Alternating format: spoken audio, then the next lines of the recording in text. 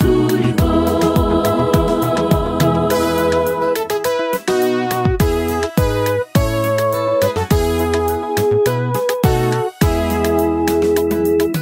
Tekereza nawe bene iyo mibereho, nturi mu by'isi nta nubwo uri mu by'ijuru.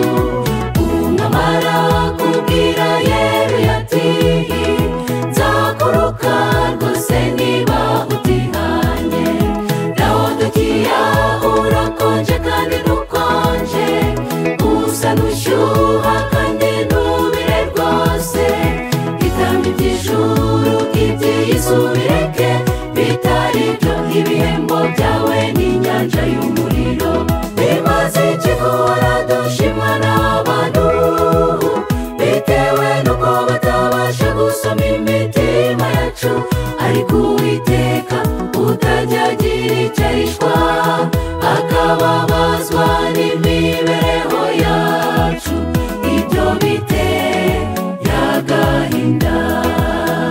Twiyarure twiboneze, ntacyo bimaze niba ari uko turiho.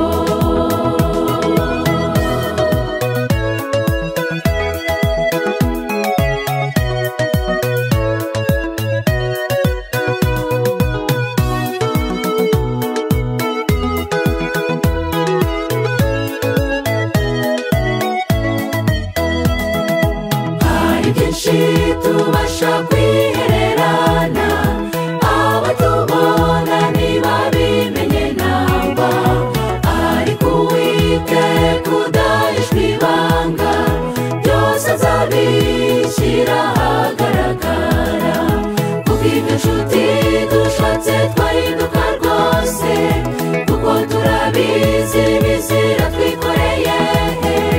Igishimishije nuko Umwami yiteguye kubabarira buri cyaha kizanywe ku birenge bye. Bimaze iki guhora dushimwa n'abantu, bitewe n'uko batabasha gusoma imitima yacu, ariko Uwiteka utajya agira icyo ahishwa, akababazwa n'imibereho yacu. Ibyo biteye agahinda. Twiyarure twiboneze, ntacyo bimaze niba ari uko turiho. Bimaze iki guhora dushimwa n'abantu, bitewe n'uko batabasha gusoma imitima yacu, ariko Uwiteka utajya agira icyo ahishwa, akababazwa n'imibereho yacu. Ibyo biteye agahinda. Twiyarure twiboneze, ntacyo bimaze niba ari uko turiho.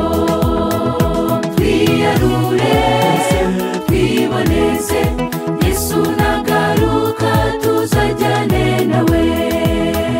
Twiyarure twiboneze,